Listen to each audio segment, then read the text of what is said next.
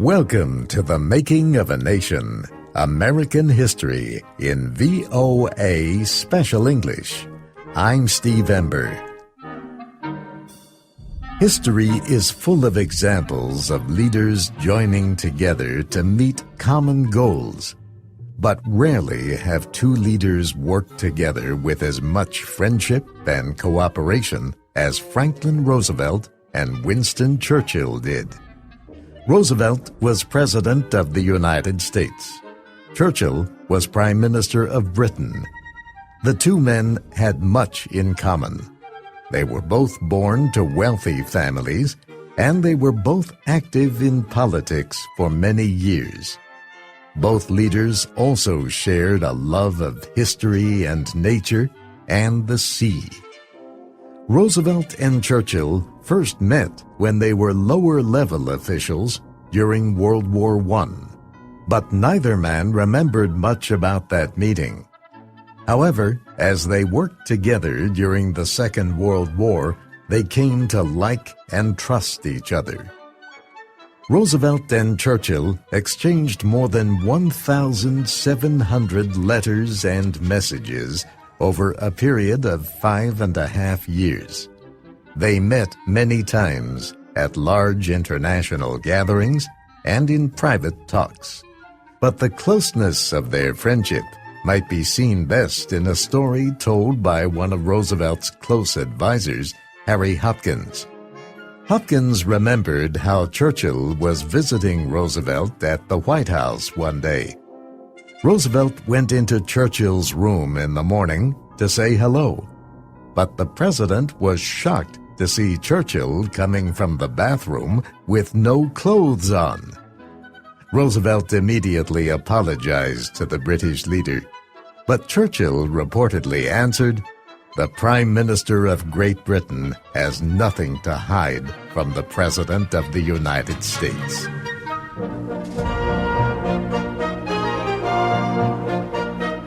The United States and Great Britain were the most powerful of the nations that joined together as allies to resist Germany's Adolf Hitler and his Axis partners. In January of 1942, 26 of the Allied nations signed an agreement promising to fight for the goals of peace, religious freedom, human rights, and justice. The three major allies were the United States, Britain, and the Soviet Union. The governments in Washington and London did not always agree. For example, they disagreed about when to attack Hitler's forces in Western Europe. And Churchill resisted Roosevelt's suggestions that Britain give up some of its colonies.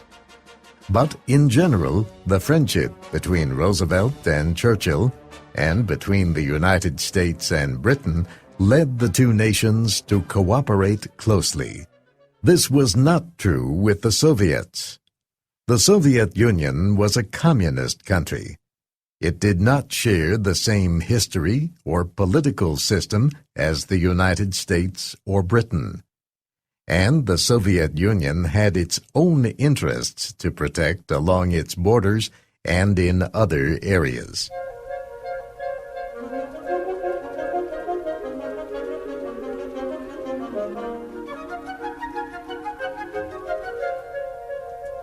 Relations between the Soviet Union and the Western Allies were mixed.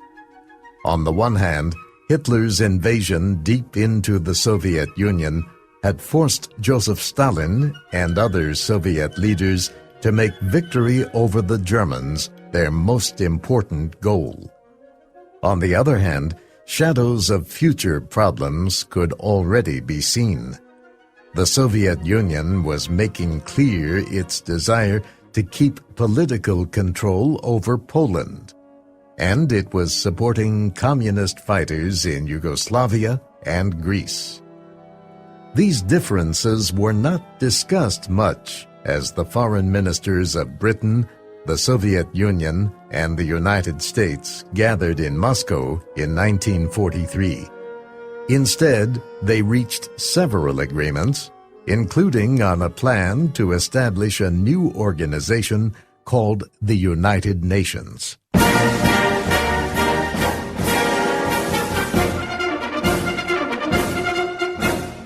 Finally, Roosevelt, Churchill, and Stalin met together for the first time. They met in Tehran in late 1943, mainly to discuss the military situation. However, the three leaders also considered political questions, such as the future of Germany, Eastern Europe, and East Asia.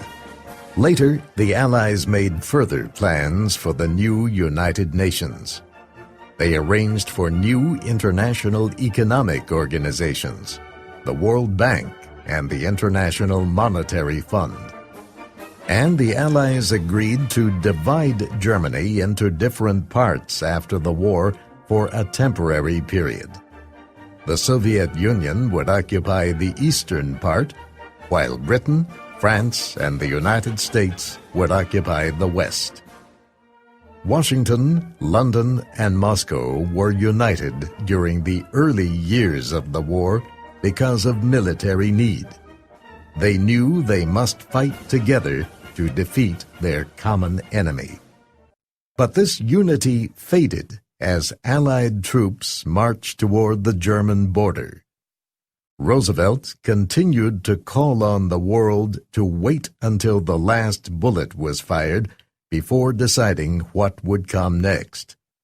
But Churchill, Stalin, and other leaders already were trying to shape the world that would follow the war. Now differences between the Allies became more serious.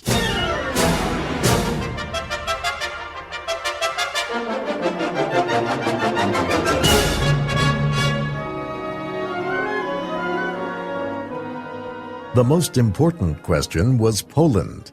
Hitler's invasion of Poland in 1939 had started the war. Roosevelt and Churchill believed strongly that the Polish people should have the right to choose their own leaders after the war. Churchill supported a group of Polish resistance leaders who had an office in London.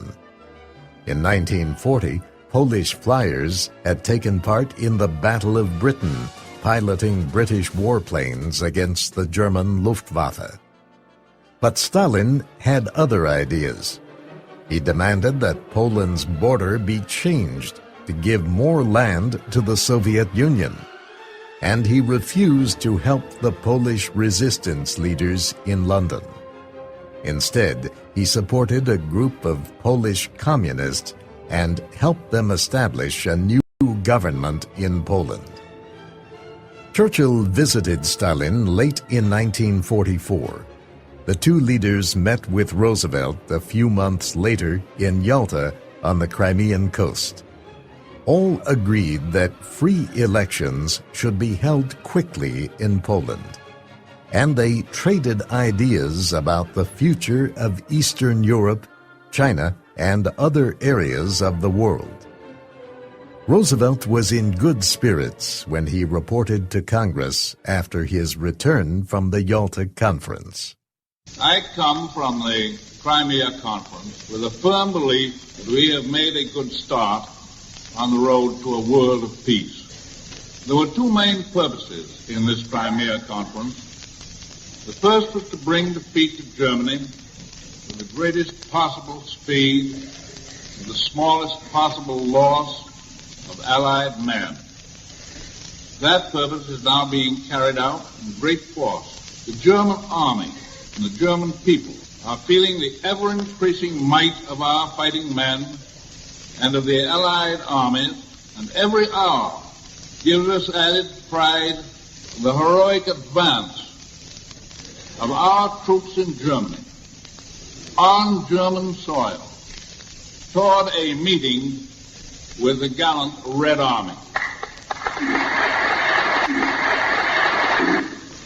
The second purpose was to continue to build the foundation for an international accord that would bring order and security after the chaos of the war.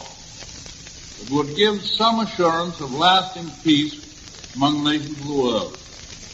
That goal, too, in that goal, toward that goal, a tremendous stride was made. Roosevelt went on to say that the peace cannot be a completely perfect system at first, but it can be a peace based on the idea of freedom. Churchill had the same high hopes. He told the British Parliament after the conference that Stalin and other Soviet leaders wished to live in honorable friendship. "I also know that their word is honest," Churchill said. But as history proved, Roosevelt and Churchill were wrong about the Soviets. In the months after the Yalta Conference, relations between Moscow and the Western democracies grew steadily worse. The Soviet Union moved to seize control of Eastern Europe.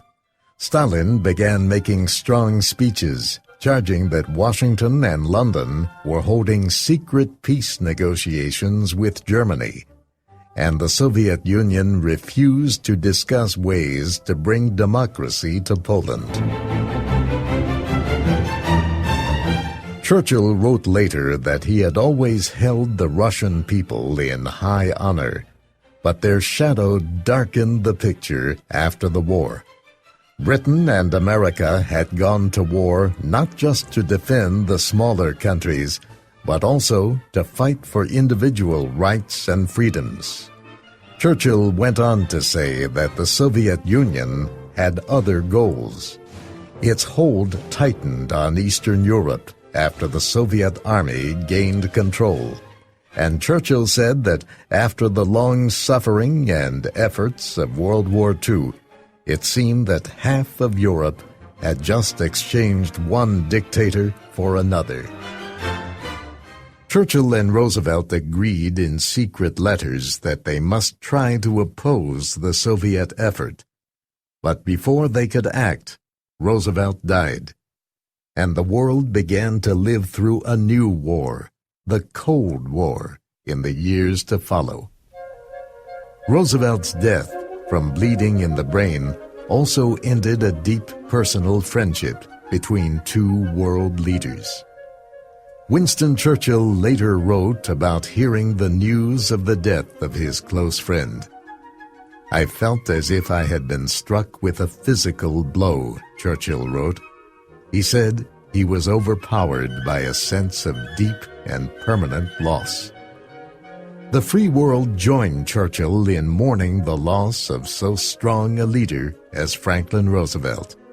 But it could not weep for long. War was giving way to peace. A new world was forming. And as we will hear in future programs, it was a world that few people expected.